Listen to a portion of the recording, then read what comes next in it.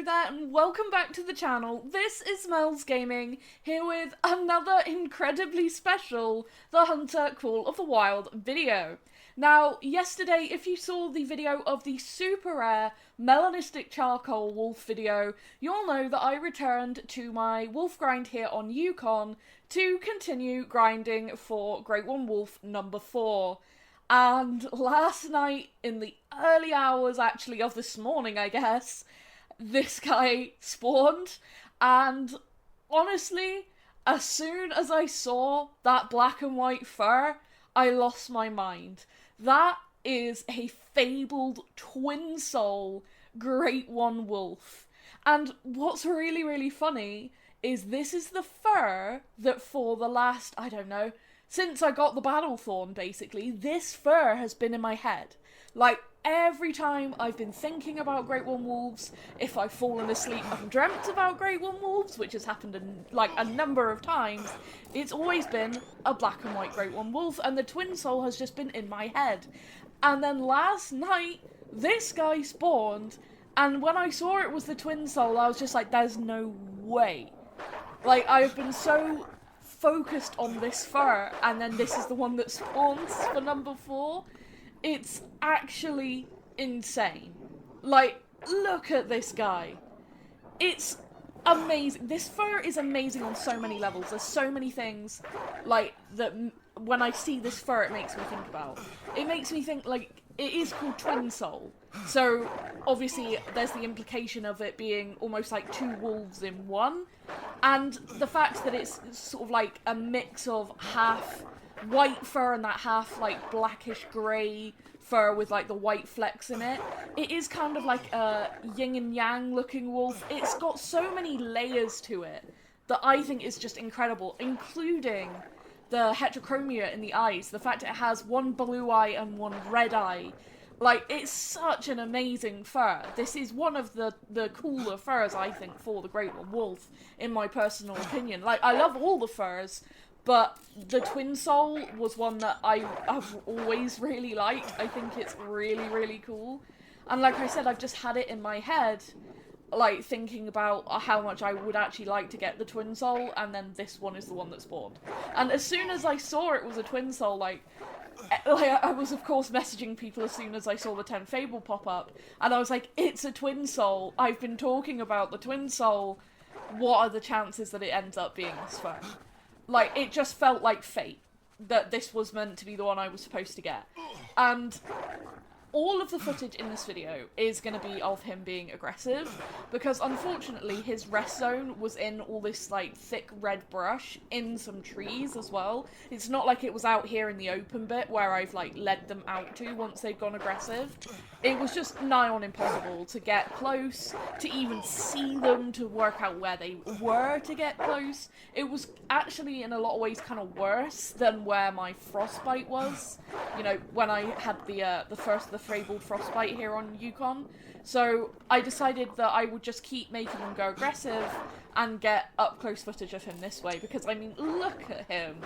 I love the nose detail as well, like that it's half pink and half black on the nose. And if you look at the legs as well, they're like mirror images of each other with like the black and white banding on each side. Like I said, it really is like 2 wolves in one. And someone, you know, I expect has made the joke of the meme, there's 2 wolves inside you kind of thing, but like, it is like there's 2 wolves inside that one wolf, and that's why it's called Twinsoul. Like, it's so cool, and it is effectively almost like a piebald as well, which, there's just so many reasons I love this fur. It looks so incredible. Just an amazing, amazing looking animal. And there was something about seeing it out here on Yukon with all the colours, like this yellow and red vegetation. Like, he just looks so beautiful. And I was trying to get as many pictures and stuff as I could, because obviously that's one of the aspects I love when it comes to Great One hunting.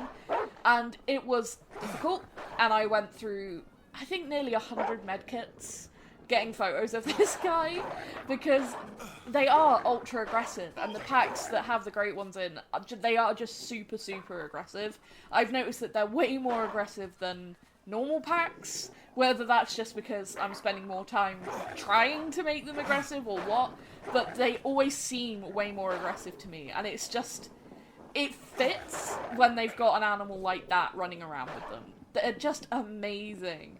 Like, that is such a gorgeous wolf. I can't get over it. I cannot get over it. It is an amazing Great One design. It really is. And I believe that this would be the first Great One that has heterochromia, so having the 2 different coloured eyes, which I really, really like. Great Ones often do have special, like, coloured eyes, as opposed to a normal common variation of that species. So, you know, normally, like, the wolves have yellow eyes. It would make sense for the Great Ones to have blue eyes or red eyes, something like that. But I believe this is the first instance for any Great One species where it has 2 separate coloured eyes, which I hope is something they continue going forwards, adding things like heterochromia, and obviously we know that there are Great Ones that have blind eyes, which I really, really, really would like to get either the Scarborn or the Hollow, ideally both, so that I can look at the blind eye detail on those, because the Hollow is blind in both eyes, the Scarborn's blind in just one, and I really love that they've paid even more attention to detail with the eyes for the wolves. And like I said, I really hope they continue to do that going forward with more Great One species. The Great One wolves, for me, are such a step in the Great One designs. And, like, just getting to film all this footage last night, I was just in my element. Like, this is, for me, the best bit of Call of the Wild, having something extremely rare, extremely cool, and just spending time getting footage of it, photographs of it, and then obviously as well, being able to make this video and then share it with you all. Like, I have put so many thousands of kills in for each of these Great One wolves, apart from the first. Like, the first one was such a fluke in comparison to how all my other Great One wolf experiences have been, because when I got the first Great One wolf, I wasn't even grinding, it just happened during early access, and ended up being the first one ever. It just was a fluke.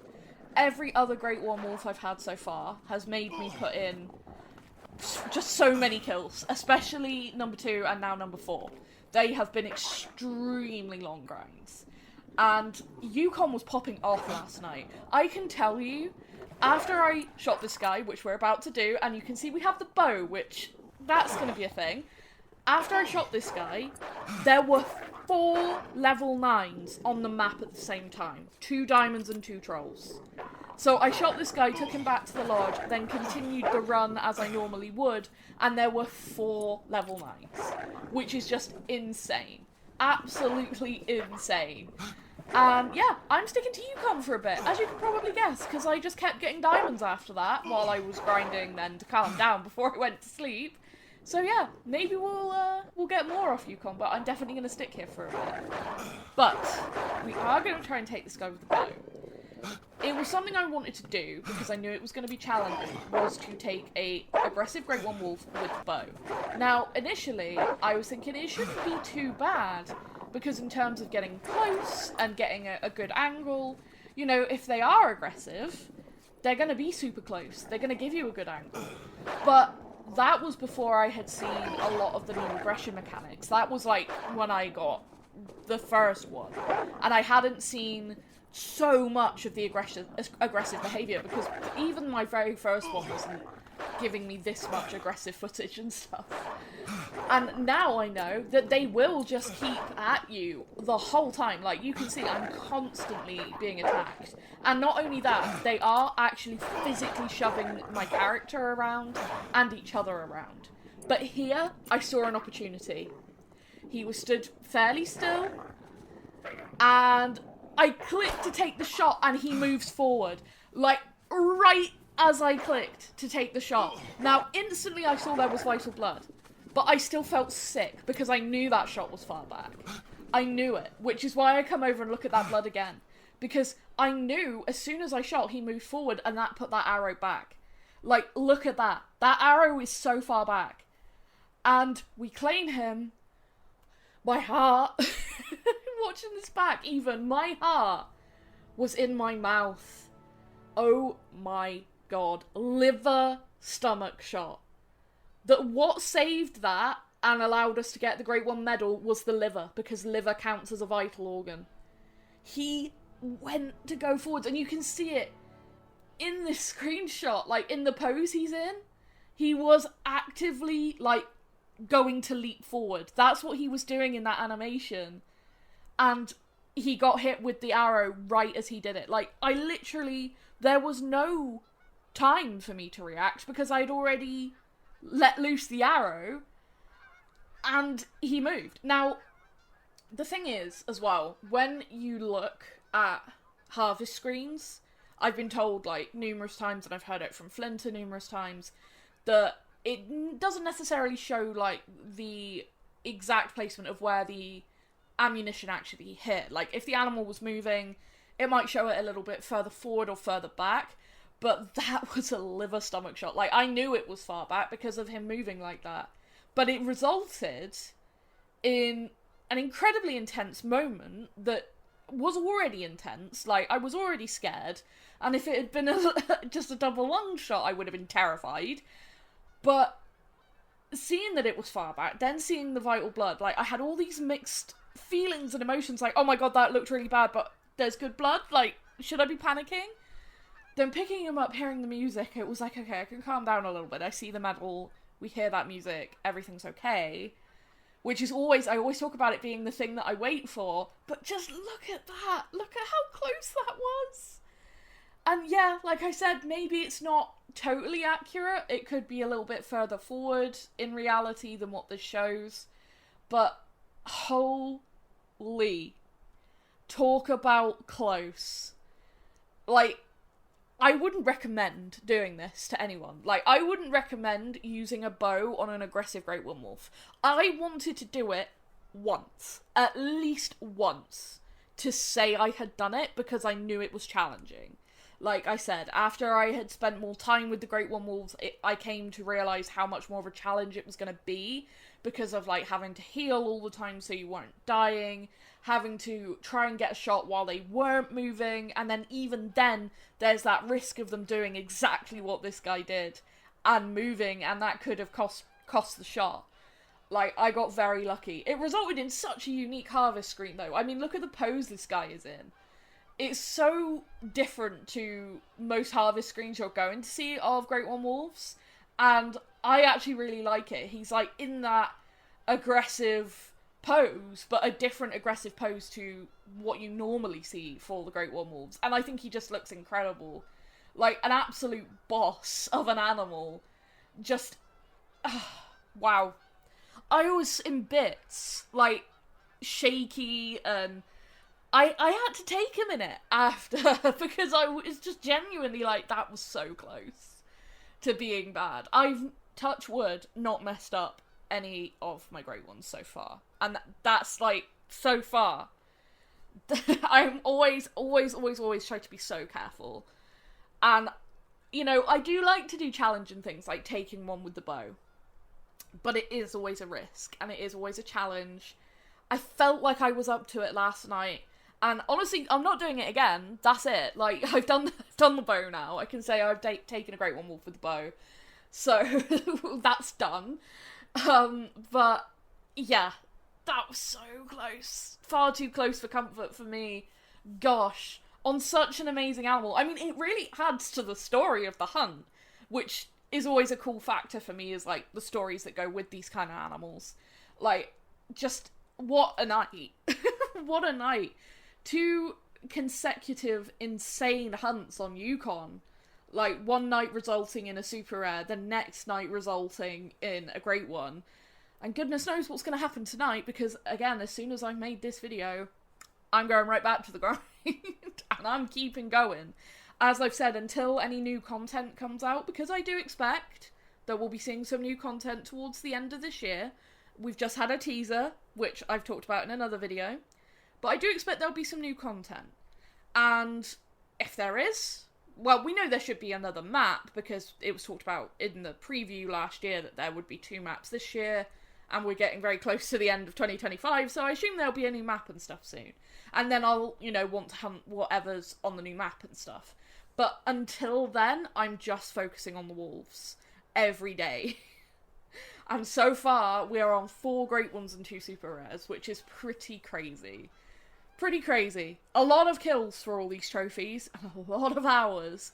You know, someone asked me in the comments yesterday, like, how much am I playing per day to be getting these trophies? And I do want you to keep in mind, I am disabled, I am at home, and I do also struggle with sleeping. I don't have the best sleep. So, Call of the Wild is the game I go to keep my mind focused and busy on something positive. And Call of the Wild's always been that game for me, which is how I got into making content, etc, etc. But during a grind period, as I'll call it, like when I'm really focused on something specific, it's normally 12 plus hours a day. The other day I did 17 hours of grinding wolves. So, you know, obviously I'll stop and have something to eat or whatever. But if that gives you an idea of how much time per day I'm putting into trying to get these trophies, it's pretty crazy. And yeah, I'm now ready to go for another day of it and see what pops up this time.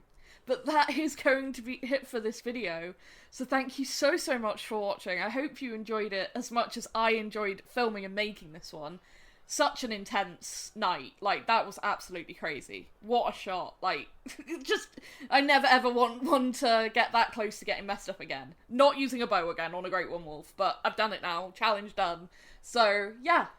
That's going to be it. Thank you so much for watching, and all your support, as always. You're all so amazing. And I will see you in the next video. Thank you.